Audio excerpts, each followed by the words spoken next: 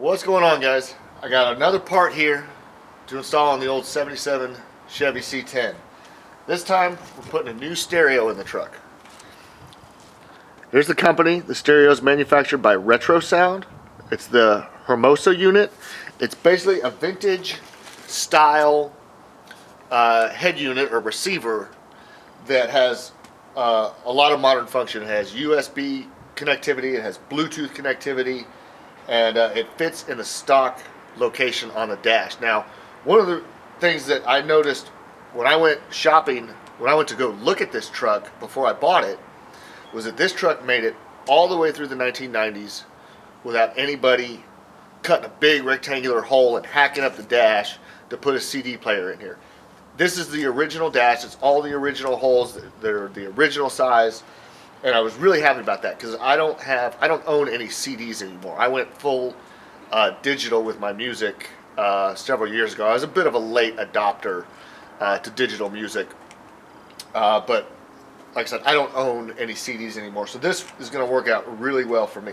So let me get some things unpackaged here. We'll set it out on the hood, and I'll bring you in for a closer look. So here's everything that came in the kit. We've got wiring harnesses, we've got the shafts, we've got the knobs, I've got stuff falling off the hood here, brackets for the shafts. This right here is the main body of the stereo. Now, it doesn't have a faceplate on it because the faceplate's right here. It's separate. It actually has screw holes in the side and then screws to mount it to the main body. And then this little pigtail connector connects to that little white plug right there inside the faceplate. So just to show you on the back, we've got a pair of line outs, RCA cables here on the back if you wanted to run an amplifier. I'm not going to run an amplifier. We've got this one right here for the microphone. This is a Bluetooth capable head unit, and they did include a little microphone. So moving to the other side, there's another little bundle of wires, two auxiliary inputs. These are just standard 3.5 millimeter, like the headphone jacks. And then of course we have a USB connector as well. So it's pretty complete. In fact, it's very complete. I'll show you this. This is the shipping label.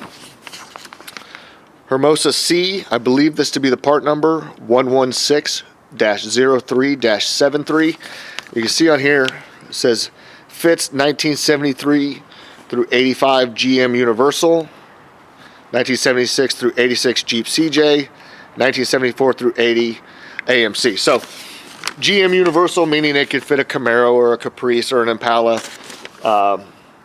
obviously a Blazer, a Suburban, anything like that. I have seen people use this kit on Fords because of the adjustability that you have. I think it could be used on a lot of different vehicles, but that's at least what they listed. It fits, at least should fit for sure. So this is about it. There's some pre-assembly that needs to happen here. It's very well spelled out in the instructions. I'm not gonna go over it too in depth. I'll set up the camera, I'll get some footage, I'll probably put it in fast motion because like I said, it's pretty straightforward and pretty easy. So let me put this stuff back in the box. We'll move inside, do that assembly, and then we'll come back outside and put it in the truck.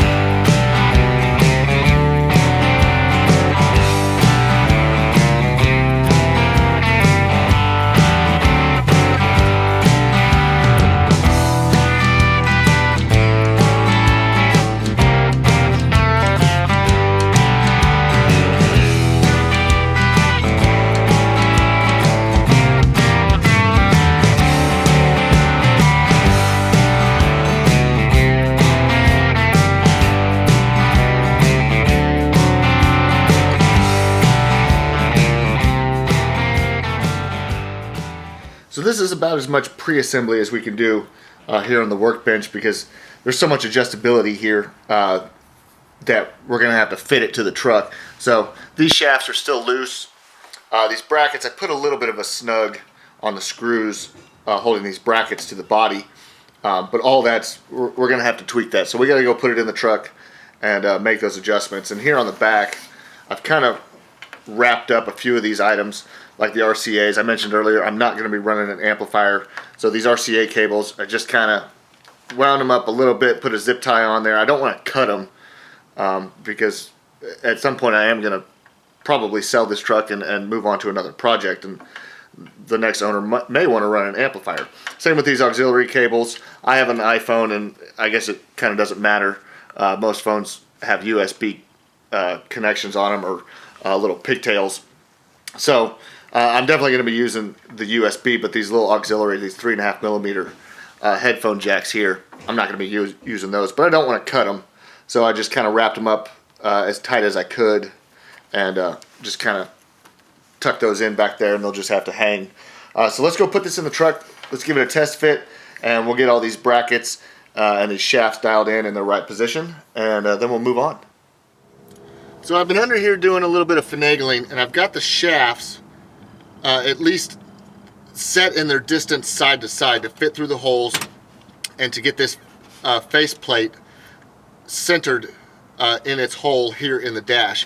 Now what I'm trying to work on is the depth of the faceplate in the dash, as well as the knobs.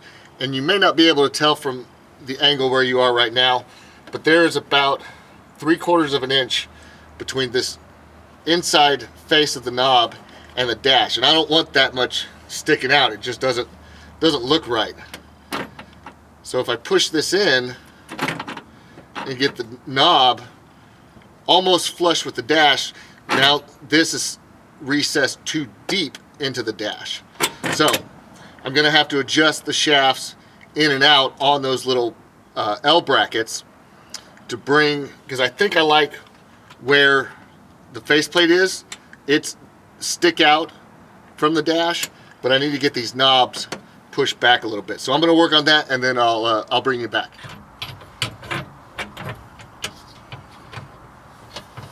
Okay, so I've done some more tweaking to the radio. It's taken me, a couple of hours, really. It's dark outside. I hope there's enough light in here for everybody to see. But I've had this radio in and out several times trying to get the fit how I wanted it. And so I've got the little inner knobs here. I wanted to make sure that these fit flush or very, very close